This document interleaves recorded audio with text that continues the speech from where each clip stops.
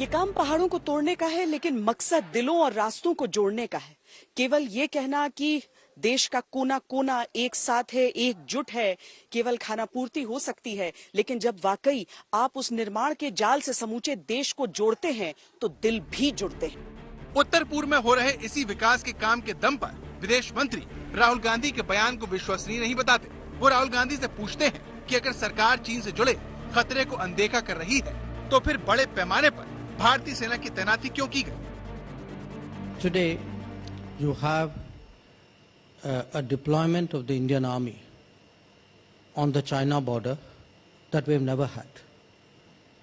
It's done in order to counter Chinese deployments which were scaled up massively since 2020. Now, if we were in denial, how is the army out there? Because the army didn't go there because Rahul Gandhi asked them to go. I mean, the army went there because the Prime Minister of India ordered them to go. Arunachal Pradesh में केंद्र सरकार ने खास package के तहत 2319 kilometre सड़क बनाने की मंजूरी दी है, जिसमें 1150 किलोमीटर से अधिक सड़क का निर्माण हो चुका है।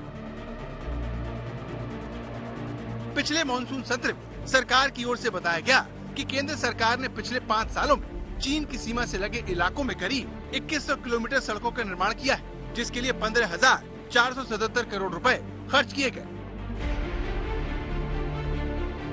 सरकार की ओर से दी गई जानकारी के मुताबिक 3,595 किलोमीटर लंबी सड़क परियोजना पर 20,767 करोड़ रुपए खर्च किए गए, जिसमें बांग्लादेश, पाकिस्तान, म्यांमार के साथ का बॉर्डर एरिया है। रक्षा राज्य मंत्री अजय भट्ट ने बताया कि पिछले 5 साल में चीन के साथ लगी सीमा पर 2088 किलोमीटर सड़क का निर्माण किया गया। वहीं पाकिस्तान के साथ बॉर्डर पर 1,336 किलोमीटर सड़क निर्माण के लिए 4,242 करोड़ रुपए खर्च किए गए। तो सरकार का दावा है कि वो चीन और पाकिस्तान की तरह म्यांमार, बांग्लादेश की सीमा के साथ भी सड़क निर्माण जोरों से कर रही है। ऐसे में राहुल गांधी के आरोपों में कोई दम नहीं है। इंडियन आर्मी को हमेशा हम लोकल लोग सपोर्ट करते रहेंगे। इंडियन आर्मी और ये जो लोकल लोग हैं उनके बीच में रिलेशनशिप बहुत अच्छा है। अभी जो इंडियन आर्मी है वो पहले जैसा नहीं है। 62 वॉर के समय में जो इंडियन आर्मी था वो अभी ऐसा नहीं है। अभी बहुत चेंज हो चुका है। हमारा अभी मिलिट्री पावर हो गया, आपका सब कुछ पूरा चेंज हो चुका है। हम लोग बहुत एकदम शांति में बैठे हुए हैं, वो पूरा इंडियन आर्मी की वजह से। वो तो बहुत प्राउड फील करते हैं इंडियन आर्मी को। उन्हीं के वजह से आज हम लोग यहाँ पर सेफ है, बहुत अच्छा लाइफ जी रहे। तवांग में भारत और चीनी सैनिकों की झड़प के बीच सेला टनल की चर्चा भी जोरों पर है। सेला टनल भारतीय सेना के लिए एक मजबूत लाइफलाइन होगी। अरुणाचल प्रदेश के 13,000 फीट की ऊंचाई पर बनी 2 किलोमीटर से ज्यादा लंबी सेला सुरंग लगभग बनकर तैयार है और इसके जनवरी 2023 में शुरू होने की उम्मीद है। इस सुरंग के जरिए चीन की सीमा के पास से गुजरने वाले तवांग सेक्टर तक मिसाइल और टैंक आसानी से पहुंच जाएंगे। इस सुरंग को खास तकनीक का प्रयोग करके बनाया गया है। हर मौसम में इस टनल से कनेक्टिविटी प्रदान की जाएगी।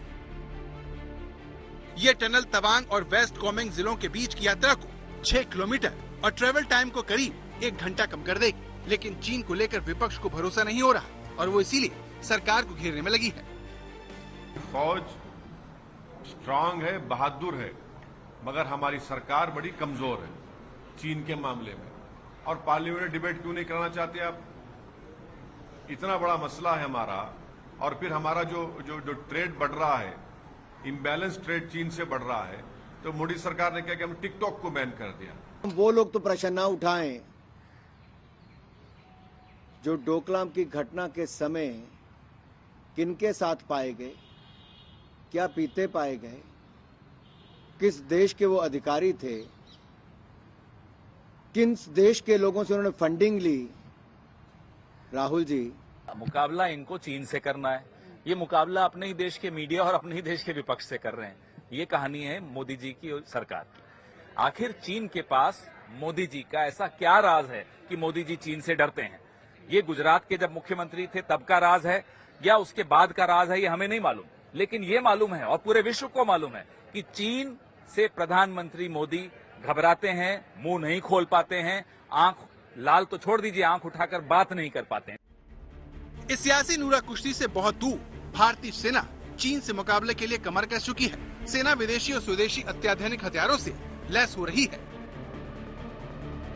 पूर्वी लद्दाख में विवाद के बीच भारत ने चीन से सटी सीमा पर high frequency air defence system, laser guided अत्याधुनिक मिसाइलें, मॉडर्न ड्रोन, आर्टिलरी गन, अत्याधुनिक कार्बाइन, पहाड़ी और दुर्गम स्थानों के अनुरूप तैयार टैंक को भी तैनात किया है। इतना ही नहीं, बॉर्डर पर सर्विलांस बढ़ाने के लिए सेना को लेटेस्ट हार्डवेयर से भी लैस किया जा रहा है। पूर्वी लद्दाख के ऊंचाई वाले इलाकों में पहले जवानों के रहने का इंतजाम 10,000 था, अब वो बढ़कर 22,000 से ज्यादा तक पहुंच गया है। पूरी तरह से आधुनिक और कॉम्पैक्ट शेल्टर 15,000, 16,000 और 18,000 की ऊंचाई पर बनाए गए हैं।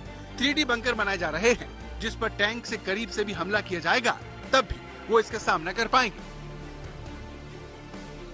1962 की जंग के लिए हिंदुस्तान तैयार नहीं था।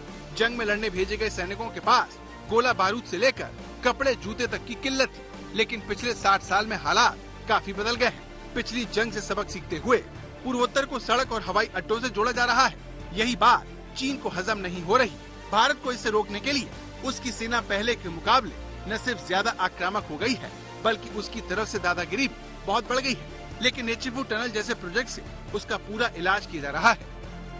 केंद्र सरकार 7 लाख करोड़ रुपया खर्च कर रही है, जबकि 8 वर्ष पहले ये खर्च 2 लाख करोड़ रुपए से भी कम था।